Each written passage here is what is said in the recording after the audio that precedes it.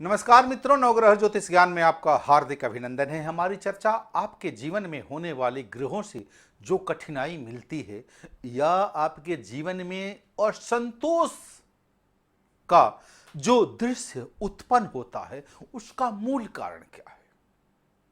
यदि कुंडली के अलावा उस अस्तित्व पर ध्यान दिया जाए, आप मेहनत करते हैं, मेहनत के मुताबिक फल नहीं मिलता तो असंतोष बढ़ता है।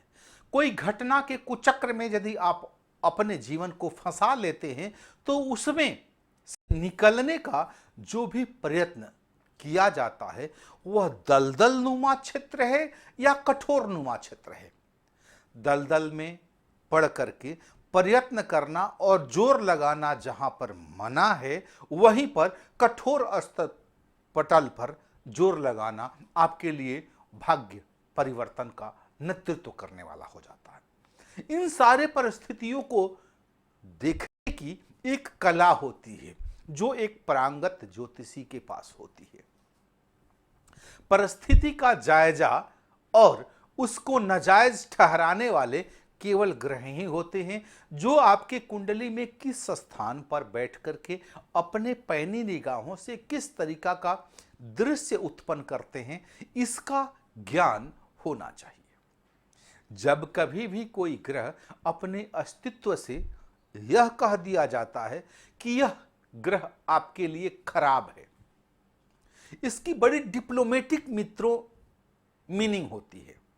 उस लग्न के लिए पाप स्थान का मालिक होकर के कहीं भी बैठना खराब की बात कहा जाता है, यानी कि वो खराब फल देने वाला होता है। आम आदमी के क्षेत्र में वह गणना कहां बैठा है, कहां से देख करके किस स्थान का नेतृत्व करने वाला होता है और किसका लॉर्ड होता है, वो समझना बड़ा मुश्किल है। गुरुजी ने कहा कि यह खराब है क्योंकि वह नीच का होकर के बैठा हुआ है। यह बात प्रॉपर ठीक नहीं है, संतोषकारक नहीं है। सारे नीच के ग्रह आपको खराब फल नहीं देते। तो नीचभंग राज्यों कारक क्या है, तो विपरीत राज्यों कारक क्या है।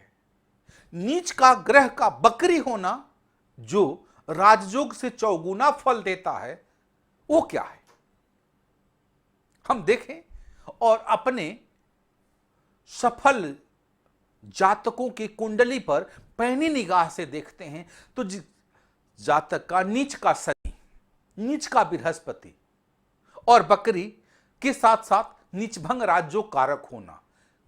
भारत में कितने ऐसे प्राइम मिनिस्टर हुए हैं जिनका इस तरह की बात मैं देखा हूं, जानता हूं और ज्योतिष जगत जानते हैं। विश्व में नीच के बृहस्पति और नीच के शनि 61 और 62 के आसपास वाले इस तरीका का जहां भी कॉम्बिनेशन बना है दिग्गज, इसके बाद 39, 49, 38 में जन्मने वाले योगों के पास इस तरीका की व्यवस्था हुई है। तो कहीं ना कहीं इसके जोगों को हम निरीक्षण करते हैं, तब आपके जीवन में लेकर के आते हैं। ऐसे ही एक पत्र दक्षिणा के साथ आप भी भेजते हैं और इनका भी इस तरीका का हुआ है। गरिमा जी हैं 16/4/1980 का जन्म, 5 बजे शाम का, फरीदाबाद का जन्म, लेकिन रहने वाली ये बिटियां हैं पुणे में सर्विस करती हैं। देखा जाए इनकी कुंडली, कन्या लग्न की कुंडली, चतुर्थ स्थान में शनि, 6वें स्थान में राहु और 8वें स्थान में बुध, शुक्र और सूर्य, मंगल और बृहस्पति भाग्य में, चंद्रमा और केतु द्वादश स्थान में। यह कुंडली, इनकी मां बहुत अच्छी तरीका से नवग्रह और ज्योतिष ज्ञान को शायद फैन कहा जाता है, वो है उनके द्वारा इनके जीवन पर प्रकाश डालने के लिए हुई है। इनकी शादी टूट गई है, शादी टूटने के पहले एक संतान है और संतान के बाद से यह कहीं से एक इनके साथ रिलेशनशिप हुआ है और इसके अनुसार क्या हमारा घर दोबारा बस पाएगा वगैरह वगैरह की बात। ऐसे कुंडली में शनि सुख स्थान में बैठा है, मात्र 5म स्थान और 7म स्थान से हम प्रेम और शादी और वासनात्मक चीजों की रचना देख सकते हैं, लेकिन उससे कितना आप संतुष्ट हैं ये चतुर्थ स्थान से देखना जरूरी और लाजमी हो जाता है, क्योंकि जब सुख मिलेगा तभी जाकर के संतुष्टि दिमाग को मिलेगी।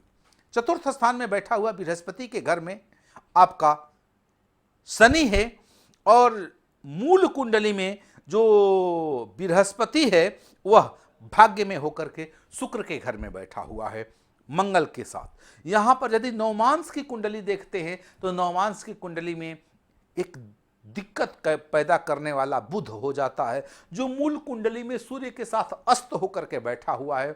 नवमांस यह दिक्कत देता है, लेकिन सप्तांश की गणना गरिमा जी अजीब है। अभी आपके पास एक ट्विंकल है,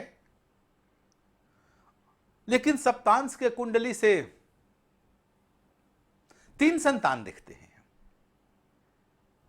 उम्र भी है, कुल मिलाकर के यदि देखा जाए तो कोई दिक्कत वाली बात नहीं है, आपका दोबारा संसार बस रहा है।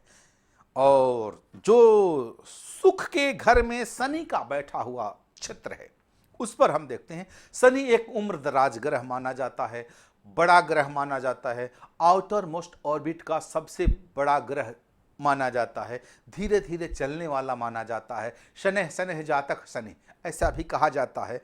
लेकिन सप्तांश की कुंडली भविष्य का बहुत बड़ा और सुलझा हुआ रहस्य को सुलझाने के लिए जिम्मेवारी ले ली है। मित्रों, कैसे कुंडली देखा जाता है? LHS बराबर RHS होता है, तो RHS बराबर भी LHS होना चाहिए, तभी जाकर के हम उस कुंडली में पारंगतता हासिल कर करके हम गुरु पद धारण कर सकते हैं। यहां 2 संतान और आपके जन्मने चाहिए, जो हो गया नुकसान हुआ हो गया। लेकिन यहां पर यदि हम बात देखते हैं, उसके लिए देदीप्यमान जो ग्रह है वह आपके कुंडली के शनि और बुध है। वहां पर जाकर के आपका तुला लग्न हो जाता है, दशमांश में और सप्तांश में और नवमांश का कुंभ, यह शनि का प्रभावित लग्न होता है। इसमें शनि राज्यों कारक होता है, आपके प्रेम और संतान का भी मालिक और ऐश्वर्य और फेम का भी मालिक, प्रशंसा का भी मालिक आपका शनि है। और वह शनि आपके चतुर्थ स्थान में बैठा हुआ है। आपके उम्र से बड़े सज्जन होंगे, 2-4-5 वर्ष तो मिनिमम ही होता है, जिनका शनि सप्तमेश से संबंध बनाकर के सुख कारक होता है, उनका दांपत्य जीवन का पार्टनर उनसे बड़ा गैप होता है, चाहे आपके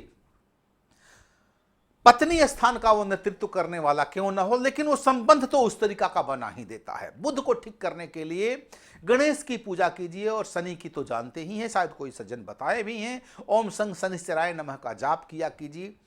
और शनिवार के दिन तिल तेल का दीपक घर के पश्चिम कोने में आप जलाएं। बुध ग्रह के अधिपत्य देवता हैं गणेश, और उनके लिए बहुत ही अच्छा सिंथेटिक जो एक उपाय मैं बताता हूं वह आपको करना पड़ेगा।